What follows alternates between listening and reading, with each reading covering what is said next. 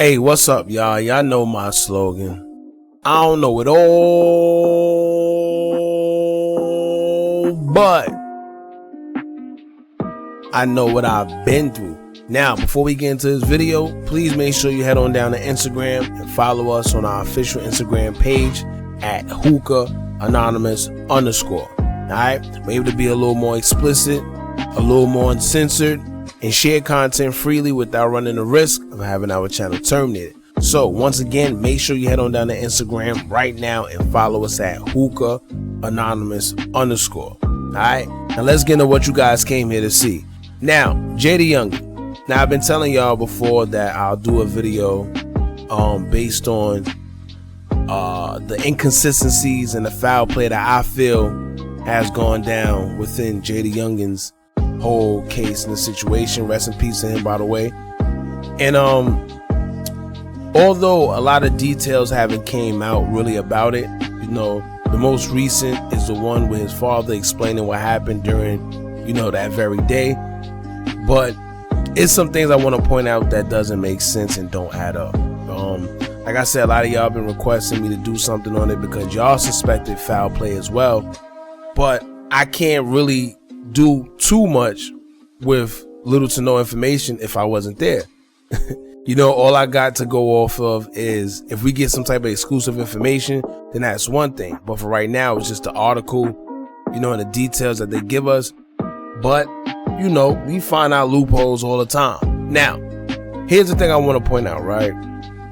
Where everything went on, nobody really knew what was going on when it first happened. Everybody was just under the impression that he was killed based on him being in the wrong area at the wrong time.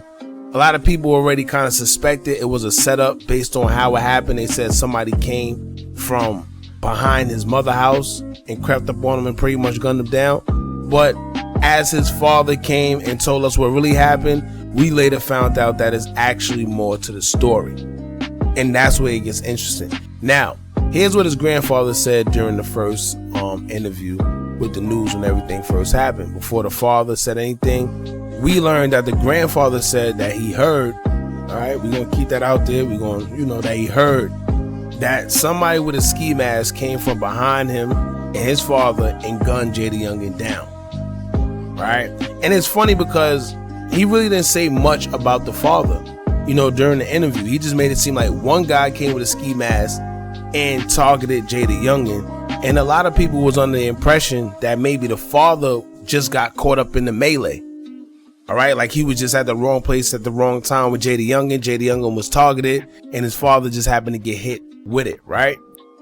But hearing the father's story kind of made things a little confusing and a little bit weird. But remember that the grandfather said that one person with a ski mask came from behind and shot and killed JayDaYoungan, right? Now, the father revealed something totally different, and I'm going to go with his story because he was actually there, as well as being shot along with his son, JayDaYoungan. So his father said that it was a black SUV that pulled up in front, you know, I guess 3 guys. In total, it was 5 guys that ambushed him.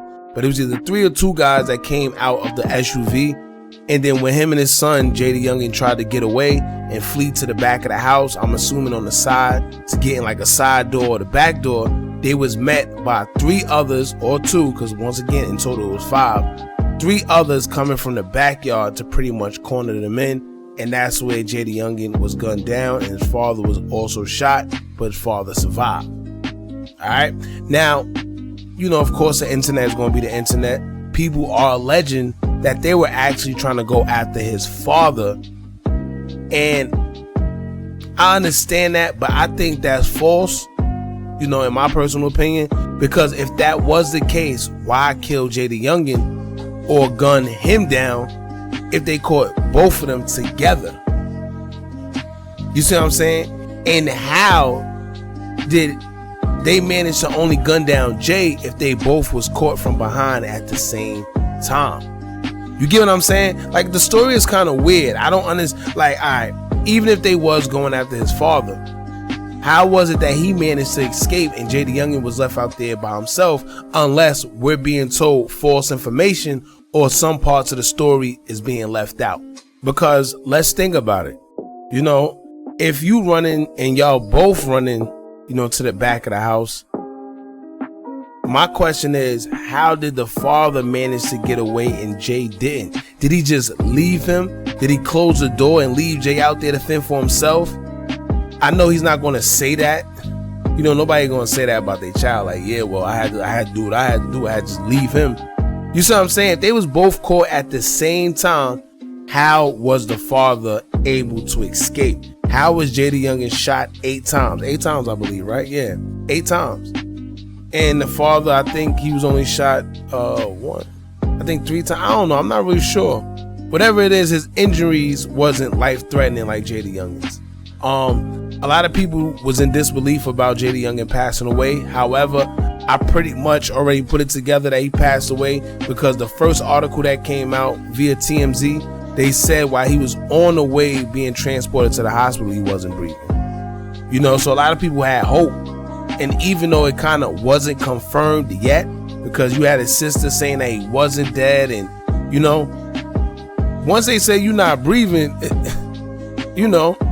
sometimes you come back to life. That's very rare, man. It just don't happen like that all the time, where they hook you up to the machines and you come back to life and you revived and all that. It don't happen that often, unfortunately.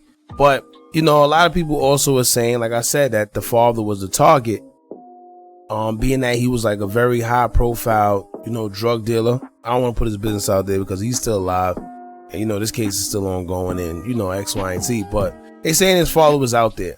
And a lot of people, of course, are running with the narrative that, they seen his car. So, they decided to go after him. They knew he was there. Nah, man.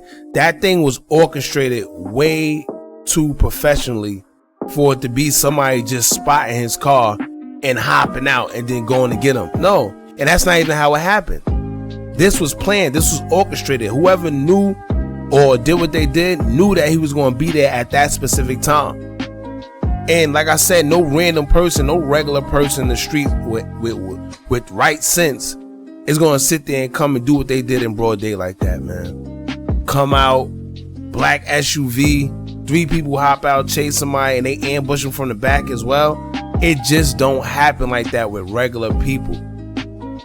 I'm not going to make any type of, allegations just yet. I want more details to come out, and I'm sure once more details come out and things become more clearer as to what happened, I'm sure we going to find out more about the situation. Not to mention, I don't see how there's no witnesses neither.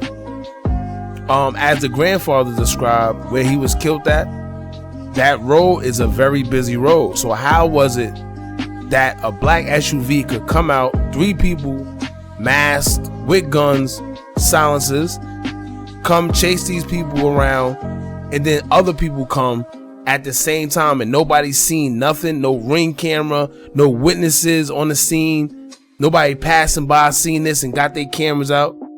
I tell you right now, if I'm driving past somewhere and I see a big black SUV and the people hopping out with masks on, I'm taking taking your camera out, everything for social media these days. I might not do that perhaps, but there's people that would do it just for the sake of doing it, man, because it's shocking, to see something like that. It's crazy. And like I said, no witnesses. That's another thing we got to take into account, with them saying that nobody was around and nobody seen nothing. The grandfather saying he heard. They never really specified where the mother was, give or take that was her house that he was at. I don't know, man. Like I said, I just need more details to come out. And as more details come out, I'll update you guys. And we'll just take it from there, man. But as of right now, that's pretty much it.